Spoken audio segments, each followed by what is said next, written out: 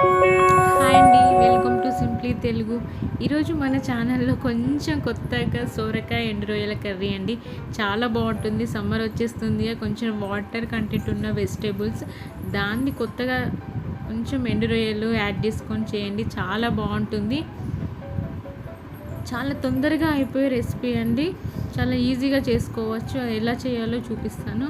First ఎండు రొయ్యలు అండి, వీటిని నీట్గా చేసుకొని తలని చాలా షార్ప్గా ఉంటుంది, అది తీసేయాలి. తీసేసి కొంచెం సాల్ట్ వేసుకొని కొంచెం వాటర్ యాడ్ చేసుకొని ఒక 2-3 మినిట్స్ అలా ఉంచేసేయాలి. కొంచెం ఇందులో ఎందుకంటే డస్ట్ ఎక్కువ ఉంటుంది, ఇందులో ఒక 2 మినిట్స్ అలా ఉంచేసుకొని ఒక 3 టైమ్స్ అలా వాష్ చేసుకోవాలి. ఇలా ఫ్రెష్గా అయిపోతాయి. ఒక ప్యాన్ తీసుకొని ఒక 3 టేబుల్ స్పూన్ ఆయిల్, ఒక స్పూన్ ఆవాలు, జీలకర్ర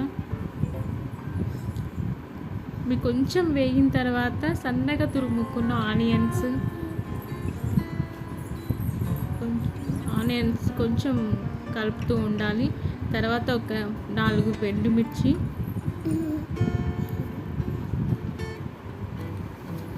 ఒక టేబుల్ స్పూన్ పసుపు, ఒక టేబుల్ స్పూన్ అల్లం పేస్ట్ని యాడ్ చేసుకోవాలి.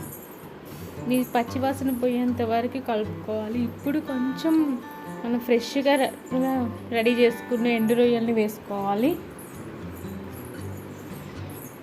ఇవి కొంచెం స్మెల్ వస్తుంటాయి కాబట్టి ఆయిల్లో చాలాసేపు ఫ్రై చేయాలి. ఇలా ఫ్రై అయిన తర్వాత మనం సన్నగా తురుముకున్న సోరకాయని వేసుకోవాలి.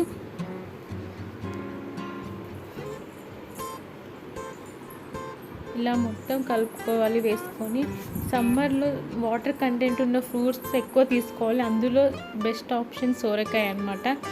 సోరకాయని ఎప్పుడూ ఒకేలా కాకుండా ఇలా కొంచెం కొత్తగా ట్రై చేస్తే మనం తినడానికి ఈజీగా బాగుంటుంది. పిల్లలు కూడా ఇష్టపడుతుంటారు, కొంచెం వెరైటీగా ఉంది కర్రీ. ఒక 5 మినిట్స్ అలా మూత పెట్టుకొని మగ్గనిచ్చేద్దాం. ఒక 5 మినిట్స్ తర్వాత కొంచెం ఒక 1 టేబుల్ స్పూన్ అట్లా సాల్ట్ని యాడ్ చేసుకోవాలి. ఇందులో మనం కారం అలాంటివి ఏమీ వేయకూడదు. సొరకాయలో కొంచెం కారం యాడ్ చేసి కొంచెం కరివేపాకు,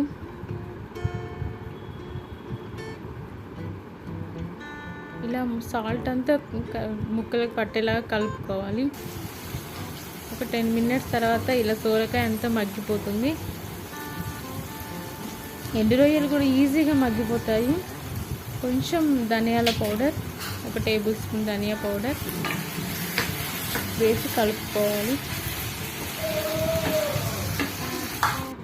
ఇలా ఇంకొక 3 మినిట్స్ అలా మూత పెట్టేసుకుందాం.